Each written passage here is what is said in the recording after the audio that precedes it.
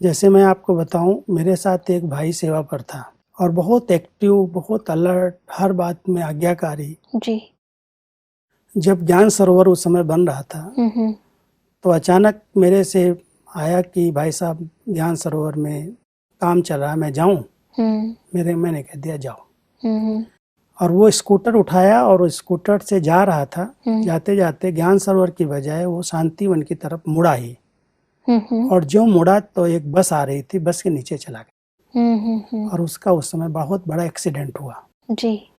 Accident के बाद 10-12 घंटा उसने जो भोगना भोगी, बहुत दर्दनाक थी। और उसके बाद उसने शरीर छोड़ दिया। दूसरी घटना उसी दिन घटी जिसमें 7-8 लोग एक गाड़ी में जा रहे थे और वो जा रहे थे, उनकी गाड़ी ने 3 पलटी खाई, लेकिन उसमें किसी को खरोच भी नहीं आई। तो लोगों के मन में भी प्रश्न आए, अपने घर में भी बहुतों के अंदर प्रश्न उठे। जो हमारे संबंध संपर्क में ज्ञानी तो आत्मा है, उन्होंने भी ये कहा कि एक बाबा का अनन्य बच्चा जो बाबा की दिन रात सेवा कर रहा, बाबा की सेवा के लिए जा रहा था, फिर उसका एक्सीडेंट हो गया और जिस एक्सीडेंट हुआ उसने शरीर छोड़ दिया। और जो कोई ज्ञान नहीं है, समझ नहीं है, कुछ इतना निश्चय बुद्धि में नहीं, भले थोड़ा संपर्क में थे, उनकी गाड़ी पलटने के बाद भी उनको खरोच नहीं आई। ये क्या हिसाब किताब है? तो क्या, क्यों, कैसे की बहुत सारी क्यों लगी, बहुत सारे प्रश्न उठे, हलचल हुई, बहुत दिन तक वातावरण बना। लेकिन कुछ दिन के बाद बाबा आए, अव्यक्त बाबा की पधरामनी हुई। संदेश में भी बाबा ने कुछ इशारे किए कि बच्चों को संकल्प नहीं चलाने हैं, ये हर आत्मा का अपना पार्ट और हिसाब किताब होता है। इस आत्मा के अंदर का एक संस्कार ऐसा था जो बाबा को नई दुनिया के लिए जरूरत थी। अब उस रहस्य को बाबा ही जानता है, हम लोग तो नहीं जानते। सही बात है। तो बाबा ने सुनाया कि जैसे वो फास्ट स्पीड वाली आत्मा थी, जब से ये आई समर्पित हुई, सब बातों में फास्ट गई। और सतयुग के लिए भी फास्ट स्पीड वाले बच्चे की मुझे जरूरत थी। अब उसको मैं किसी तरह से, उसका हिसाब किताब जहाँ था उसको पूरा किया, और पूरा करके वो बाबा के पास आया। जी। आप बच्चे क्यों, क्या, कैसे के प्रश्नों में उलझते क्यों हो? आत्मा कभी मरती नहीं है, वो तो अपना पार्ट पूरा करके एक शरीर छोड़ती है, दूसरे में जाती है। सही बात अब पार्ट पूरा कैसे होगा, उसका जो पिछला कोई कर्मों का हिसाब किताब, तो बाबा ने कहा उस ड्राइवर के साथ उस बच्चे का हिसाब था।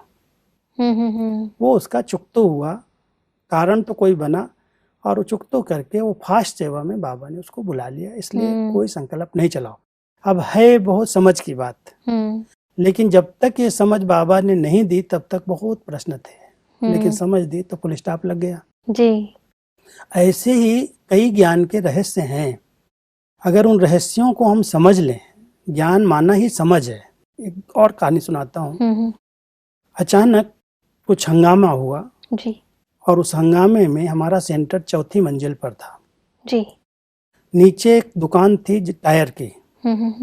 उस टायर की दुकान में लोगों ने आग लगा दी हंगामे में। जी।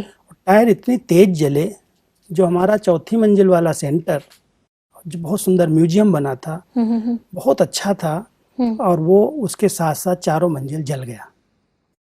अब जब इतना बड़ा नुकसान हुआ तो सबके अंदर ये हलचल शुरू हुई कि भगवान ने अपने सेंटर की भी रक्षा नहीं की, हमारी क्या रक्षा करेगा? सही बात है। क्वेश्चन उठने लगे, बहुत सारे प्रश्न आए, हलचल मची। तो बाबा फिर आए, बाबा तक ये बात आई, और बाबा मुस्कुरा करके बोले, बच्चे जो हुआ बहुत अच्छा हुआ। वो हमारे फुल संकल्पों को फुल स्टॉप लगाने के लिए कहता है, जो हुआ बहुत अच्छा हुआ। सब ये बात अव्यक्त बाप दादा की है या फिर साकार बाबा अव्यक्त बाबा की है। अव्यक्त बाबा 84 की बात है। 84 की बात है। तो मैं सामने था बाबा की, क्योंकि मैं मुरली टाइप करता था। तो जब बाबा ने ये शब्द कहा बहुत अच्छा हुआ, तो और सबके प्रश्न उठ गए, क्या अच्छा हुआ? थोड़े दिन के बाद हमारी दादी जो उस सेंटर पर रहती थी, बुजुर्ग थी, और वहाँ लिफ्ट नहीं थी। 4थी मंजिल पर मकान होने के कारण दादी को चढ़ने उतरने में भी दिक्कत। बहुत ढूंढ रहे थे, नीचे मकान नहीं मिलता था। आग लगने के बाद तुरंत सरकार ने पहले नंबर में मकान दिया नीचे। मकान मिलने के बाद भाई बहनों के अंदर इतना स्नेह आया, बाबा के घर का ये जल गया, बाबा घर का ये जल गया, मैं भी दूं, मैं भी दूं। इंश्योरेंस तो था ही मकान का, पूरा इंश्योरेंस भी रिटर्न हुआ। और सब भाई बहनों ने मिल करके जैसा सेंटर था उससे भी अच्छा पैसे दे दिया। जी। लिफ्ट की भी जरूरत नहीं रही, चढ़ने उतरने की भी दिक्कत नहीं रही, मकान भी अच्छा मिल गया, साधन भी मिल गए। क्या है, उस समय हम हलचल में आते हैं, लेकिन ड्रामा कल्याणकारी है, इस बात को बहुत गहराई से समझना है। इसके हर दृश्य में कुछ न कुछ कल्याण है।